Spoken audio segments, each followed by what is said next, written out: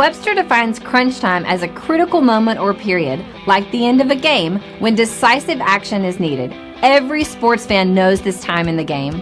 Your palms sweat just a little more, your heart races just a little bit faster, and you live and die with every play until the final seconds tick off the clock and you're either celebrating a victory or disappointed by the defeat.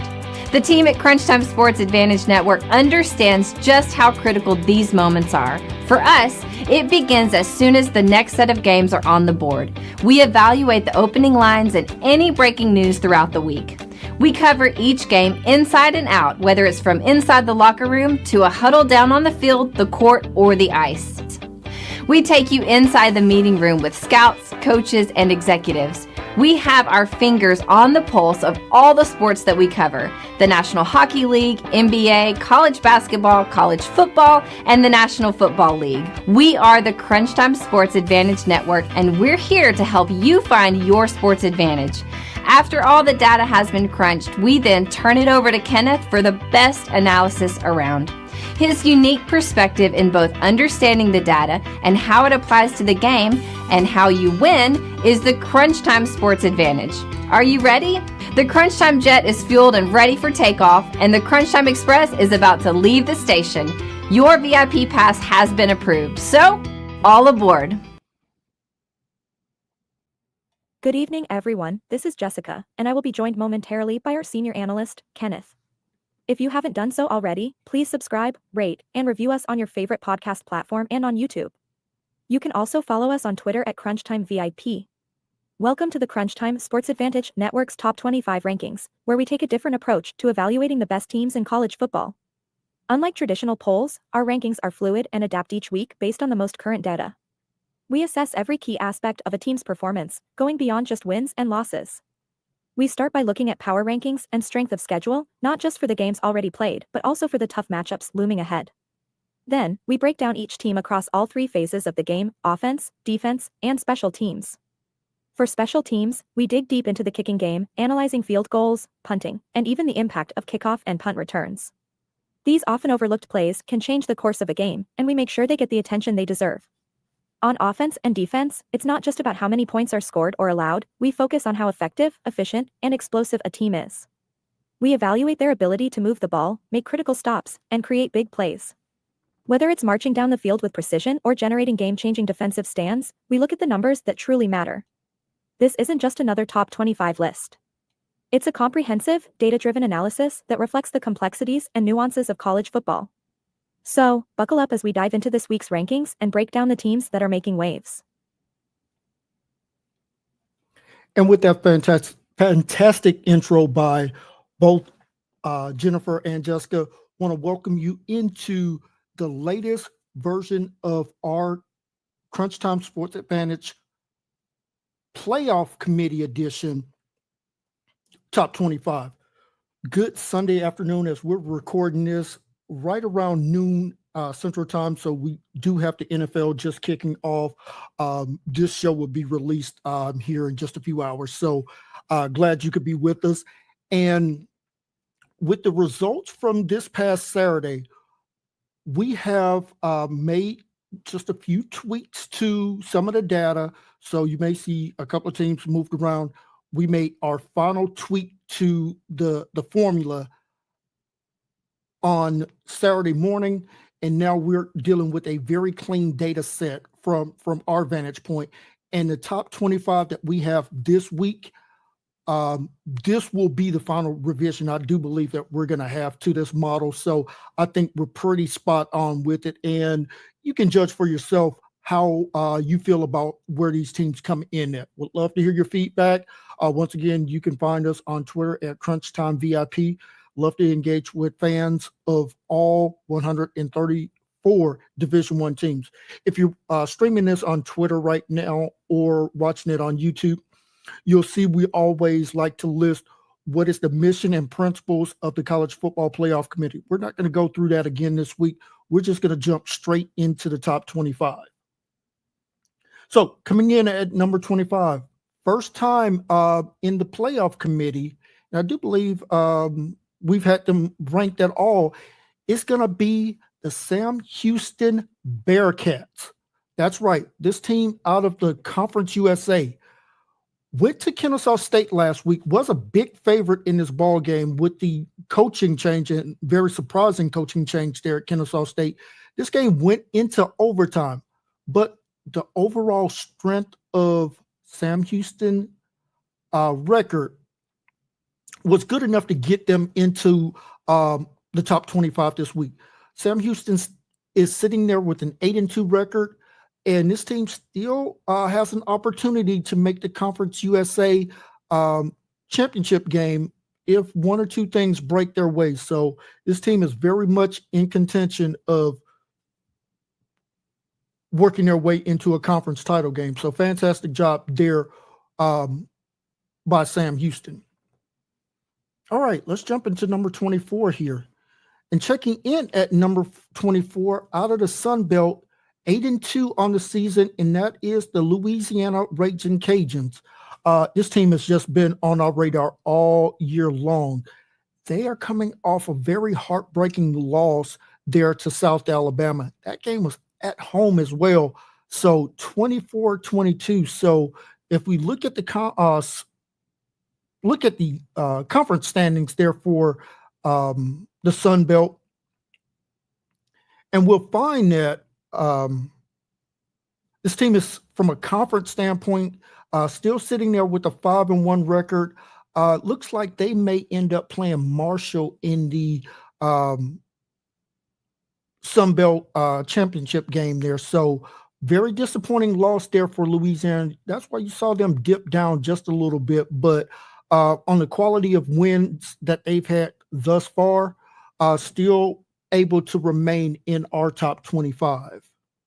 Speaking of a team that has absolutely been on fire here over the past couple of weeks, and we've talked about this team, very hard to go into William Bryce Stadium, or as my good friend Matlock likes to call it, the Willie B. Folks, South Carolina is one of the hardest venues in the Southeastern Conference to play in. Not a lot of people give it a lot of credit, but credit them for getting a very hard-fought win against Missouri on last night. If you're listening to this on Sunday, very, very hard-fought win. That game went back and forth there late in the fourth quarter. South Carolina able to get that 34-30 win there and pushing their record on the season to 7-3. But like I said, this team has absolutely been playing phenomenal football over the past couple of weeks, and our rankings are absolutely recognizing that. Coming up next, out of the Mountain West, team that we've been familiar with all year long and have had a lot of respect for this year, is the UNLV Running Rebels. UNLV, fresh off of a 41-20 win at home over San Diego State. Folks, this team was absolutely dominant in that ball game, getting out to a 28-6 lead at the half and just able to cruise their way into a victory there. So very good job there by UNLV.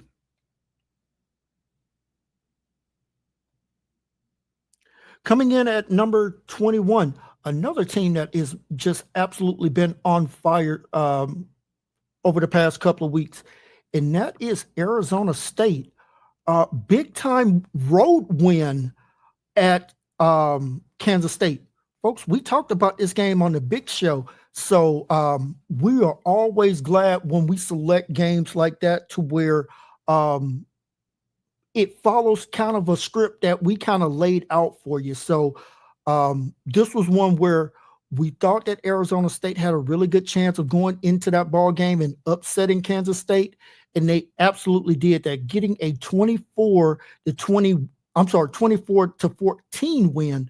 Got out to a halftime lead of 21-0. Gave up just a couple of scores there late in the ball game, but other than that, this team absolutely controlled the game. And because of this win by Arizona State, they're going to be featured on the Big Show once again this week coming up on Wednesday. So definitely keep an eye out on Arizona State, because if one or two things break their way, you could find the Sun Devils led by head coach Kenny Dillingham, finding their way into the Big 12 title game. Fantastic job there by Coach Prime at Colorado, but cannot lose sight of the fact of the job that Kenny Dillingham is doing there in the desert. And speaking of Coach Prime, the Colorado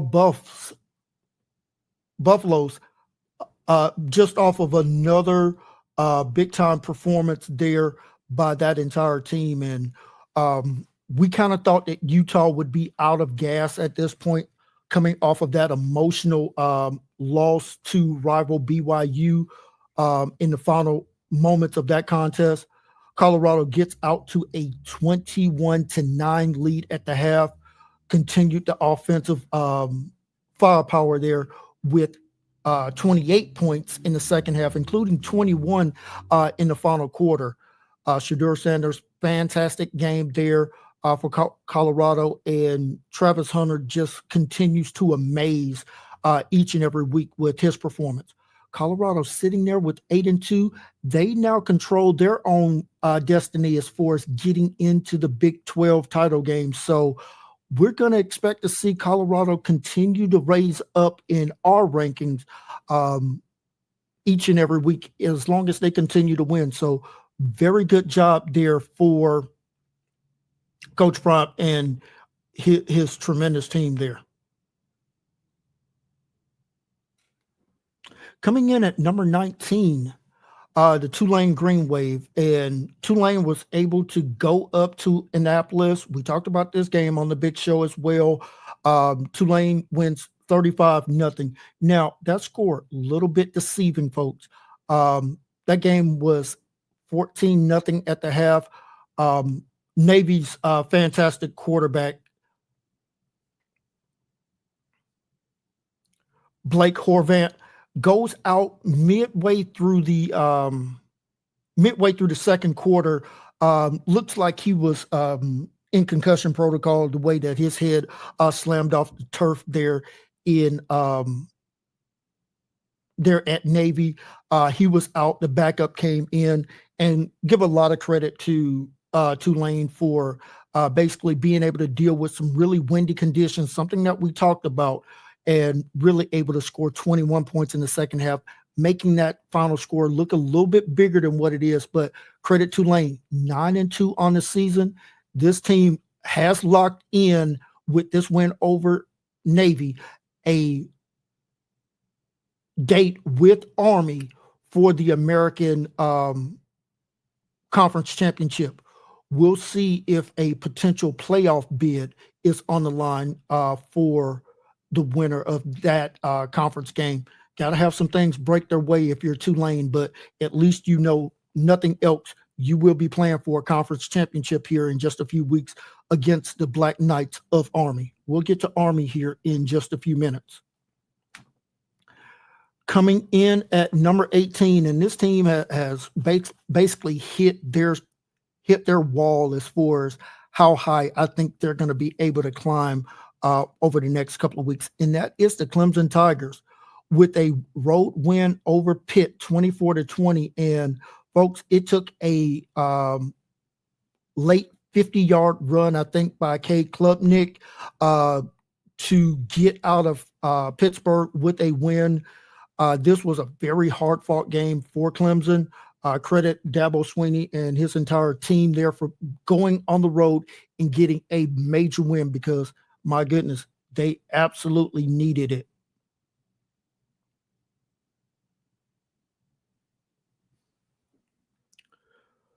Checking in at number 17, and speaking of a team that has had to just kind of scratch and claw their way back into things, that is the Iowa State Cyclones, a big 34-17 win over the Bearcats of Cincinnati. In Iowa State, this game was tied at the half, 10-10. Outscored Cincinnati in the second half, 24-7. So that's where you get that margin of victory there. And Rocco Beck, bounce back performance by this young quarterback there for Iowa State. Went 24 for 33, 234 yards, one touchdown, but here's the most impressive thing: did not have any turnovers in that ball game. So congratulations there to Iowa State.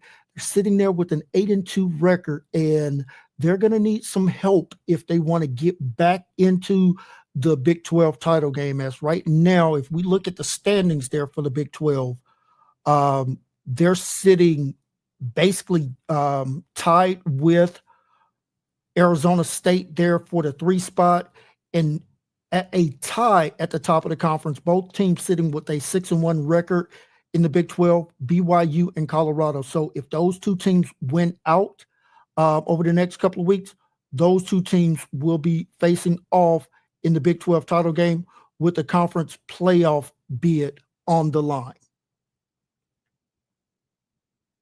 All right, let's get into number 16, and that would be the Broncos of Boise State. And it was a little bit of Mountain West after dark. This was another game we broke down on the big show, said that this team really needed to lean on the running game, and they were trailing early on in this ball game to San Jose State. We talked about that passing attack could create a few issues there for Boise State.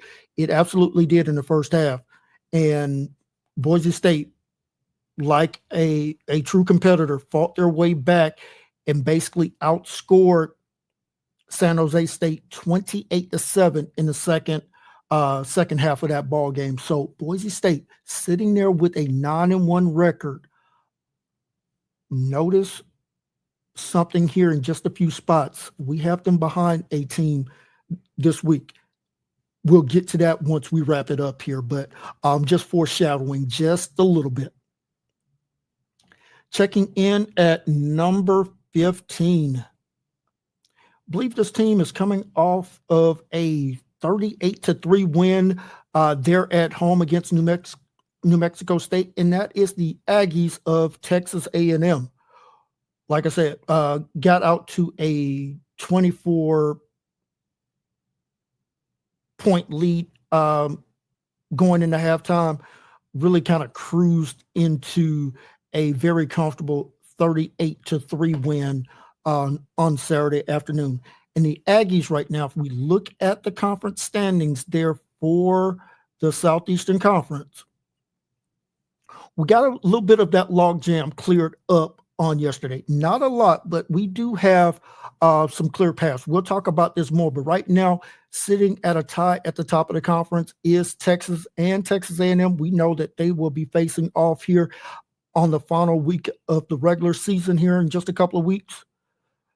Sitting right behind them, Georgia, Tennessee, Alabama, and Ole Miss. So as it stands right now, and we'll talk about it, but Texas A&M is sitting in a very, very good spot there, not only for their conference hopes, but also being able to make the college football playoffs.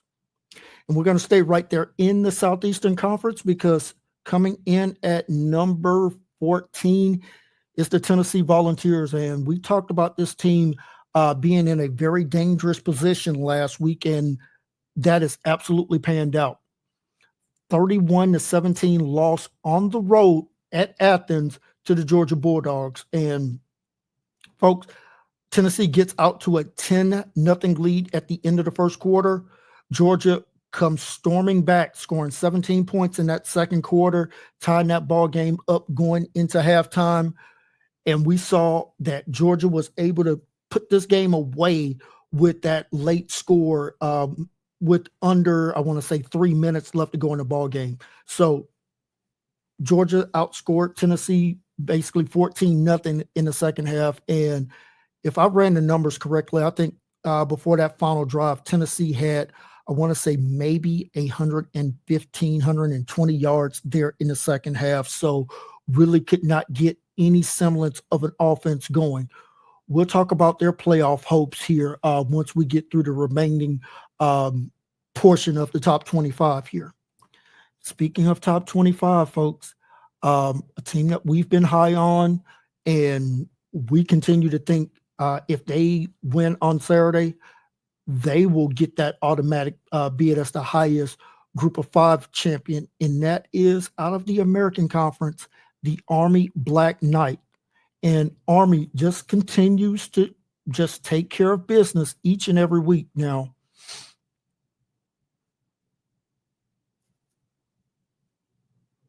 Army was fortunate enough to have a bye week this week, as they are going to have almost 2 weeks to prepare for that showcase showdown that they have with Notre Dame, coming to you live from Yankee Stadium this coming weekend. So good thing Army got a chance to not only rest, but they actually got a chance to start getting ahead of their game prep, start working on maybe a couple of wrinkles there from Coach Monk and the Army Black Knights. So Army sits there with a 9-0 record, but really their season will be defined by these 60 minutes coming up against Notre Dame. Winner is definitely in the college football playoffs. Loser, maybe not so much. All right, checking in at number 12, BYU. And BYU's kind of been playing with fire lately, and it finally got them. And thought that coming off of that emotional win last weekend versus rival Utah, and this was something that we talked about with Kansas.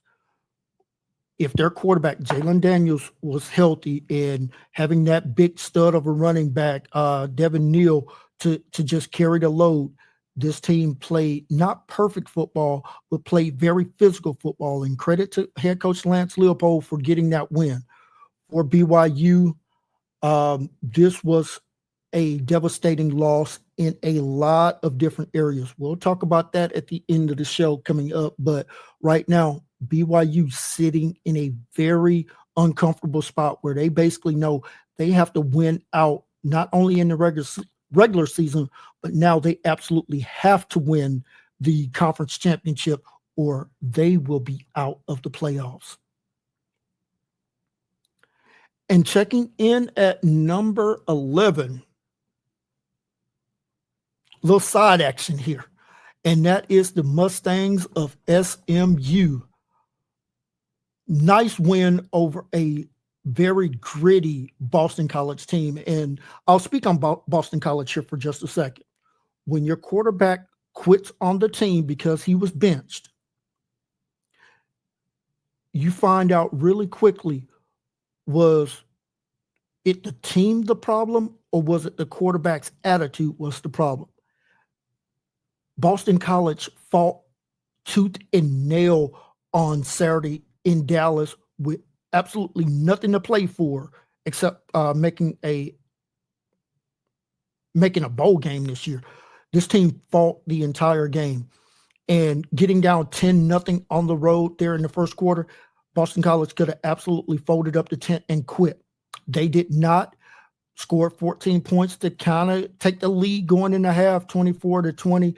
But credit SMU for doing just enough in the second half to get that 10-point win. So credit to Boston College for not quitting, but credit for SMU for finding a way to get the win, because a loss would have been absolutely devastating for them at this juncture of the season. SMU sits there with a 9-1 record. Let's take a look real quickly at the Atlantic Coast Conference standings, because I think we're starting to get some clarity with this conference as well. SMU 6-0 in the conference, followed by Clemson at 7-1. Miami sits there in 5-1. So if SMU just takes care of business, they will find themselves in the ACC title game, and they will face either Clemson or Miami. Checking in at number 10, and if Jessica, can you give me just a little bit of intro just to get ready for the top 10, please, ma'am?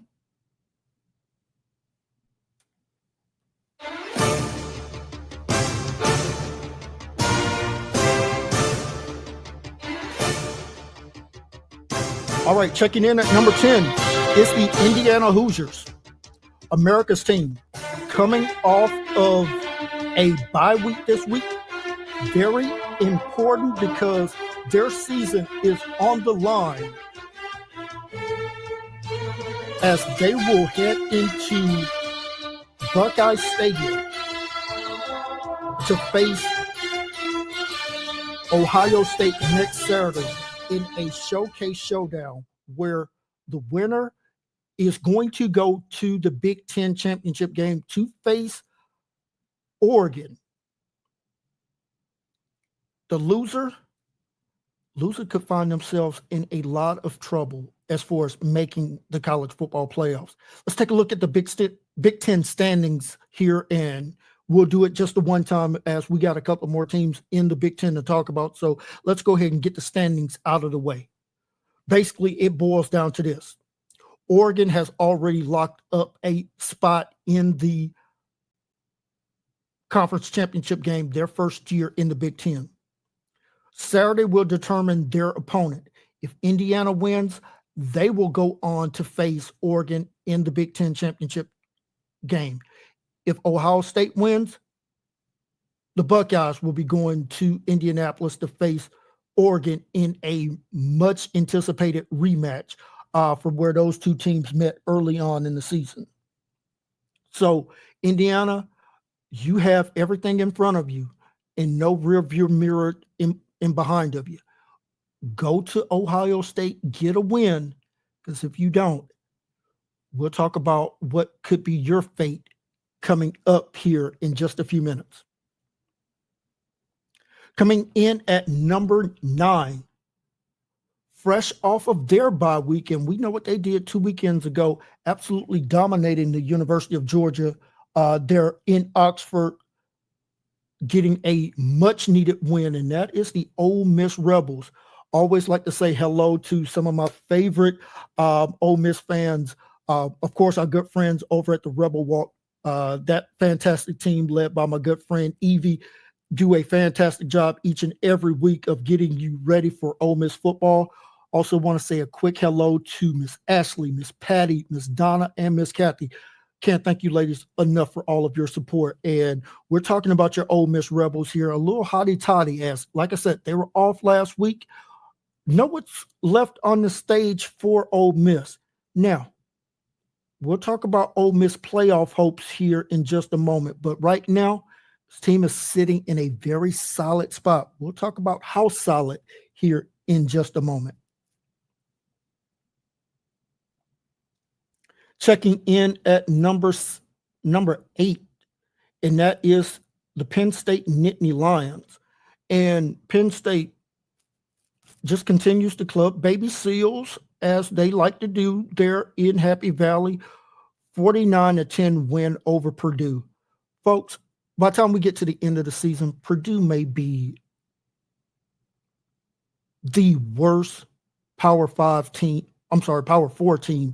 in college football, and they may be, from a power ranking standpoint, maybe one of the worst teams in college football overall. So Penn State just took care of business, did what they needed to do to get a win, and at this point, that's all they need to continue to do.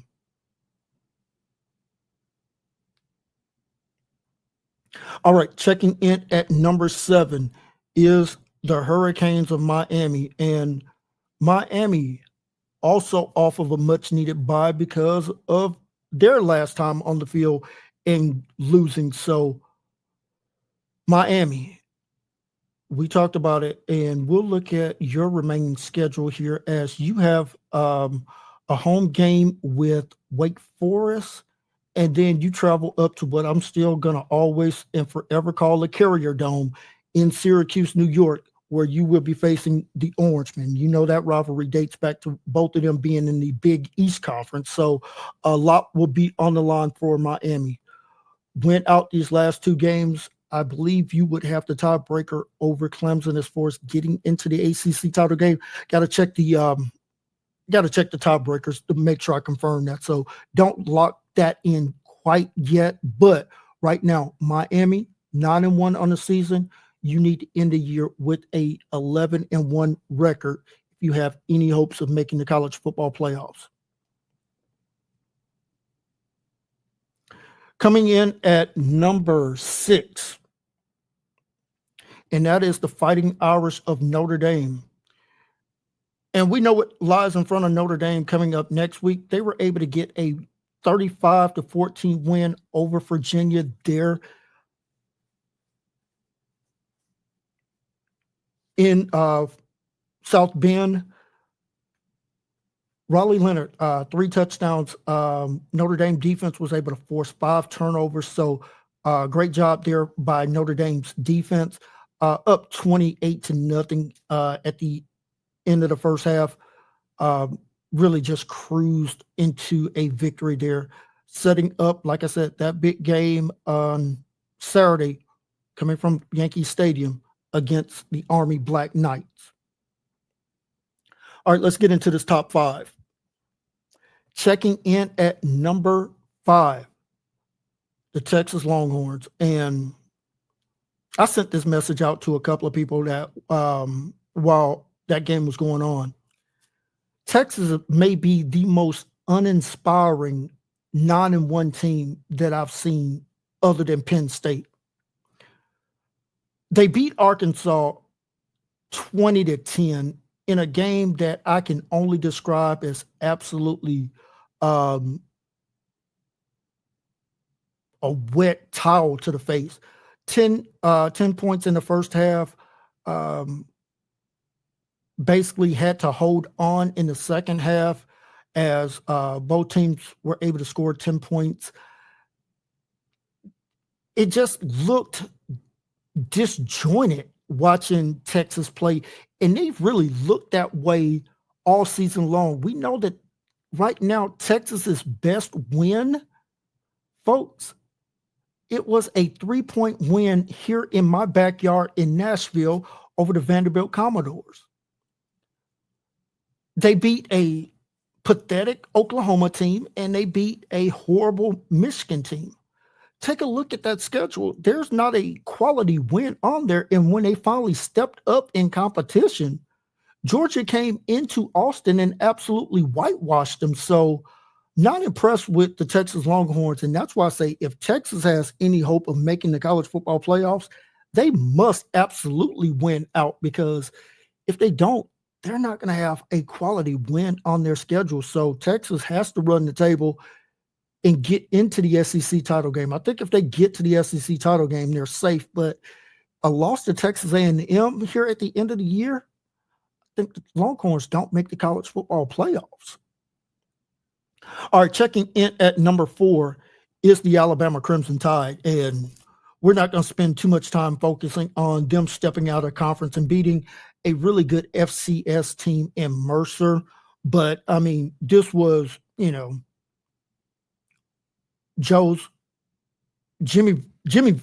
versus Joe's, and Alabama's Jimmys were better than Mercer's Joe's. 31-7 lead at the half, and Alabama really just cruised into a victory there with a 52-7 win. Like I said, not going to spend any time looking at the stats from that game or really even talking about it. Alabama knows if they win out, they will be going to the college football playoffs. Checking in at number 3 is the Buckeyes of Ohio State. And Ohio State, off of a win last on yesterday that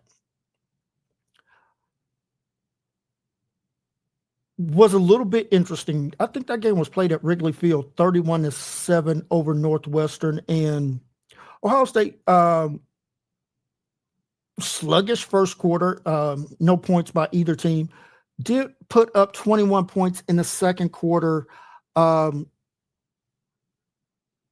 out of the half, put up 10 more points, and then didn't do anything else the rest of the game. So really don't know how to evaluate that performance there against Northwestern. Could there have been some look ahead to Indiana? Absolutely. I'm not gonna say that it shouldn't be, but when we just look at the accounting stats, and I'm not haven't done our advanced metrics on this ball game yet, but when I see a team with this kind of offensive talent go 4 for 10 on third downs, not that impressive. They did hit some big time throws down the field. That's why their yards per pass was over 10 yards per attempt. Hit a couple of runs there. But from an overall standpoint, they got out of there with the win, and really that's all we're going to judge them on for the moment. So good job there by Ohio State in getting that win, setting up that game against Indiana coming up later this week. Checking in at number 2, and folks, I put a lot of heat on this team all week, and did they answer the bell? We're talking about the Georgia Bulldogs. And I said, Georgia, if you took care of business against Tennessee and won your final 2 games, you would be right where we have you at right now. Have no problem with putting Georgia at number 2. This was, from a gutted out performance, maybe the best overall game from all 3 phases this weekend was what we saw from Georgia, getting that 31-17 win at home over Tennessee. Talked about Carson Beck. And folks, if you're going to give the criticism, which we have no problem doing because it's fair, you also have to give the credit. Credit to Mike Bobo, the offensive coordinator for the Georgia Bulldogs, for getting Carson Beck a much better game plan this week. And credit to Carson Beck for not having the turnover-worthy plays that he's had over the past month of this season. As we talked about it, Georgia's turned the ball over 3 times in each of their last 3 contests. Much cleaner performance here this weekend. And let's talk about Carson Beck, because he played like a first-round pick on last evening. He went 25 for 40, 347 yards, almost 9 yards per pass attempt, 2 touchdowns. But here's the most important stat for Carson Beck: no turnovers, no INTs. We saw a team just really put together a very solid performance. And the fact that Georgia had no turnovers in that ball game, fantastic job there. And a team that just absolutely executed to a much better standard than what we've seen over the past couple of weeks. Fantastic job by Coach Smart and his entire coaching staff and his entire team. And checking in at number 1, no surprise here, as they've been our number 1 team for quite some time now, whether it was on our weekly top 25 or since we've done now the 3 editions of the college football crunch time sports advantage style top 25 there for the playoff committee. The Oregon Ducks have been the number 1 ranked team, and sitting there with a 11-0 record. They will have a bye next weekend, and a much needed bye. This team absolutely looked gassed there in Madison, Wisconsin, getting a 16-13 win. You want to talk about finding out if a team has championship DNA? This team absolutely does. Going into the final quarter, they were down 13-6, 10 points in the final stanza, got the win on the road against a very gritty Wisconsin team. So Oregon sits there 11-0, and with just one more game remaining at the end of the schedule here in 2 weeks against Washington, longtime rival from the Pac-12 days. Now that rivalry's just reconnected and rekindled there in the Big Ten. Oregon sitting in a very good spot here to make the college football playoffs, possibly as the number 1 overall seed, as we've talked about for a couple of weeks. All right, let's get into some of the questions here, and we'll talk some scenarios here as well. All right, first question that came in with the team was, why is Georgia ranked ahead of Ohio State, being that Georgia has the 2 losses and Ohio State has just the 1 loss? Folks, it comes down to strength of schedule. Georgia has now played, and give me just a moment to pull this up here. Georgia has played a ranked Clemson team on the road against Alabama, on the road against Texas, on the road against Ole Miss, and a home game against Tennessee. That's 5 ranked opponents inside of our top 20.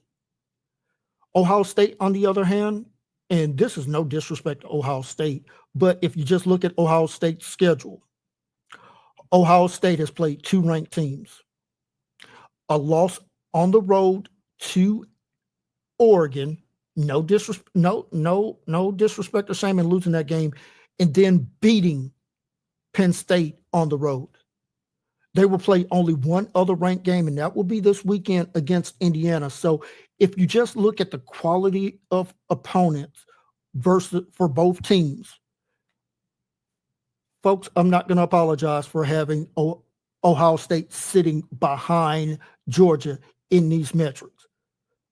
We won't play the what if right now. If Ohio State beats Indiana, we'll cross that bridge next Sunday. But right now, Georgia, by the merit of what they've done on the field, should be ranked ahead of Ohio State.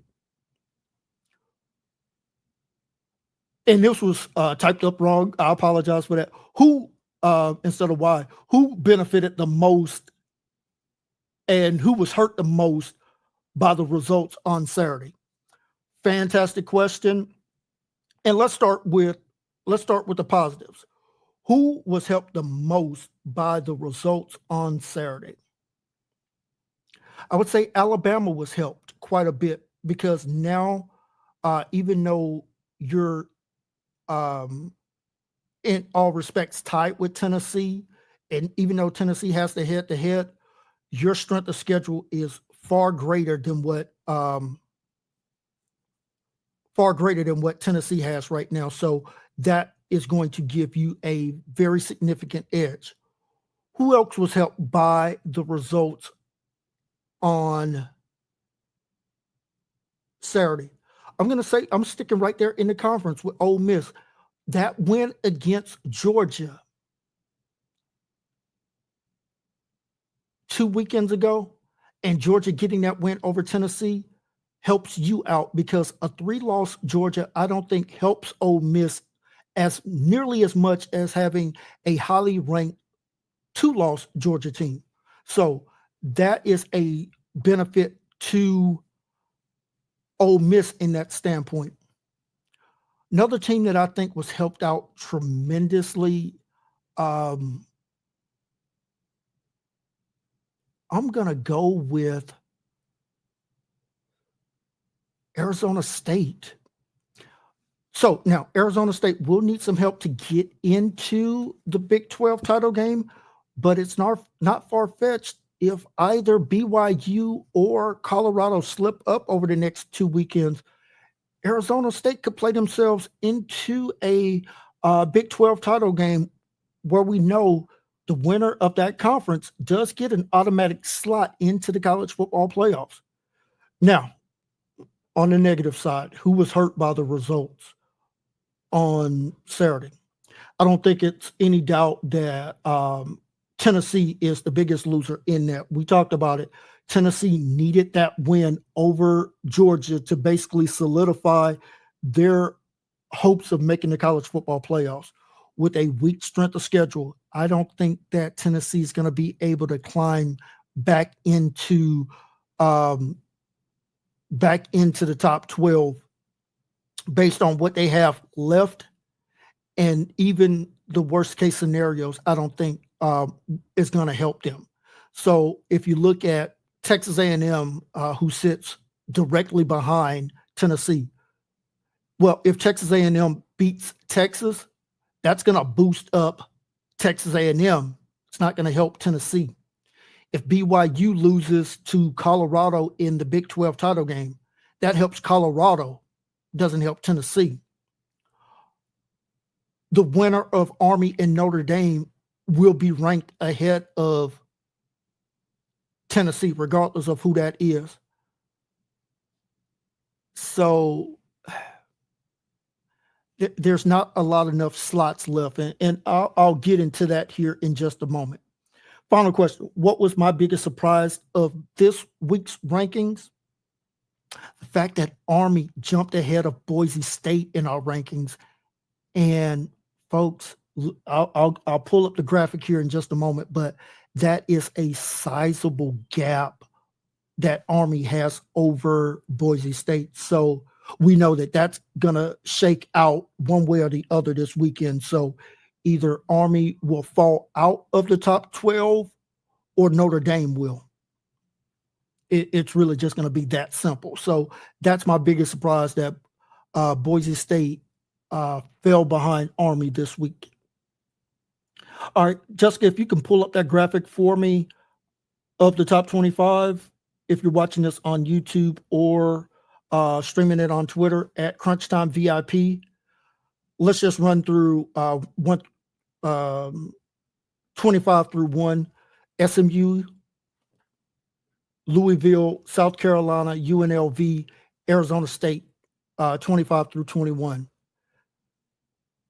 Coming in at number 20, Colorado, Tulane, Clemson, Iowa State, Boise State, Texas A&M, Tennessee at 14, Army at 13, BYU at 12, SMU at 11.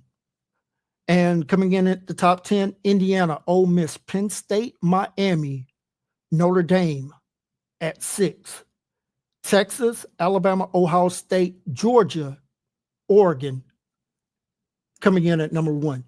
And if you're watching this on YouTube or looking at it Twitter, I'm going to see if I can't pull this up and okay, there we go. All right, so I want you to take a look at the Crunch Time Strength of Schedule ranking point value. A couple of things I want to draw your attention to. The gap between Oregon and Georgia, not that significant because Oregon's undefeated, Georgia has the 2 losses. But there is a 5-point difference in our metrics that Georgia has over Ohio State. Now, that gap will likely shrink just a bit if Ohio State is able to beat Indiana. We'll see if it's enough to get Ohio State back into the 2 spot there. You would think it probably will be. So we'll see how the results of this coming Saturday affect that number. But the number that right now I want to call your attention to is the gap between Alabama and Ohio State. Alabama sits 0.4 of a point behind Ohio State. Speaks to the strength of schedule of Alabama, does not speak to the strength of schedule for Ohio State. So that's something to keep in mind. Another thing that I would definitely want to point out is the point differential between Ole Miss and Penn State for us. We're not talking about what the committee is going to do, just for us. It is 0.2. So razor thin margin there. Don't know if Ole Miss will be able to jump Penn State in our data, but with a margin that is that paper thin, could absolutely see that happening. And then finally, I'm going to point to one more thing here, and I just mentioned it a couple of moments ago. The difference where Army sits at 18.5 points and Boise State with 13.9. That is a very sizable difference there. So you're talking about almost 4.5 points there. And these points are very difficult to get. So for it to be almost a 4.5 point differential, that is very significant for me. So now we know that Army's number is either going to be strengthened with the win over Notre Dame, or it's going to be drastically weakened by losing in Notre Dame. So Boise State, you're still sitting there in a fantastic spot there. And I would probably expect if Texas A&M runs the table, they will absolutely leapfrog a 2-loss Tennessee right now. Okay, we're going to just pull up this generic graphic here, but right now, if we look at the standings here, and we know right now, as far as the way our system goes, the teams that would get a bye based on conference affiliation and all of that, you're talking Oregon, and we're not even talking about conference championship games right now. We're just talking about regular season. Oregon would be the 1 seed coming out of the Big Ten. Georgia would be the 2 seed out of the Southeastern Conference. Right now, we're going to pencil in Miami as the 3 seed. And right now, just based on where they're ranked, BYU would be the 4 seed. Now, as it stands right now, the 5 seed would be Ohio State.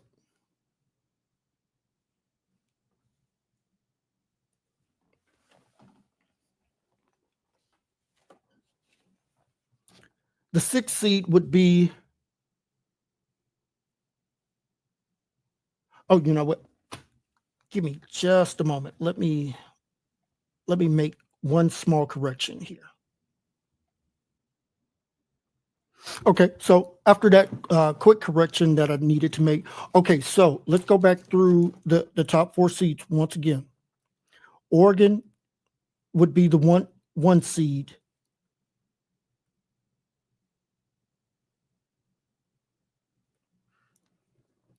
Georgia would be the 2 out of the SEC. Our next rated champion would be, as it stands right now, Miami out of the ACC would be number 3. And number 4 would be BYU out of the Big 12. So those are your 4 teams that would get a bye and how we would have them stacked 1 through 4. Now, as it stands as of today, that would mean Ohio State would be the 5th seed. And they would play Army as the highest ranking group of 5 champion in the 5-12 matchup. Okay. Now, coming in as it stands right now, Alabama would be the 6th seed, and they would host the 11th seed Indiana. And it's because of how these teams are ranked right now is where we would have them. So even though Indiana's ranked 10th, they would be the 11th seed, just the way the graphics work out. And I'll try to get those graphics put in next week. So coming in at the 7th seed right now would be the Texas Longhorns. And Texas would face conference foe Ole Miss at the 10 spot, as Ole Miss would be basically, along with Indiana, the last 2 teams into the college football playoffs because they couldn't win their conference championship game. So basically, the last 2 teams that would get a bid would be Indiana and Ole Miss.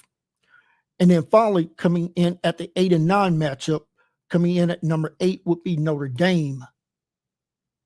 Coming in at number 9 for us would be Penn State. So that's how the brackets would look. 5 versus 12, Ohio State versus Army. 6-11 would be Alabama hosting Indiana. Texas hosting Ole Miss. And boy, the storylines that you could write off of that one. And then 8-9 would be Notre Dame, Penn State. That game for us right now would be in South Bend, Indiana. And folks, as we get ready to wrap it up here, we're going to keep this thing right under an hour. So fantastic job there. And want to say a quick thank you to everyone that is either listening to this on their favorite podcast platform. We also invite you to give us a follow on Twitter at CrunchTimeVIP. If you're watching this on Twitter or YouTube, please If you're watching this on YouTube, please hit that like and subscribe button. Leave us a great rating as we are going to continue to get this thing even better to round out the regular season and really going to wrap this thing up going into next season for you. On behalf of my fantastic team, Jennifer, who does a great job with the intro videos that you get to watch each and every week, for our normal co-hosts, Jessica and Summer, our senior handicapping analyst, Billy. This is Kenneth, founder and senior analyst for the Crunch Time Sports Advantage Network, wishing you a great rest of your NFL Sunday, and we'll be back with you on Wednesday for the big show. Got 5 great games to break down this week, as they all have some semblance of conference championship and or playoff implications. Have a great rest of your day, everybody, and always thank you and God bless.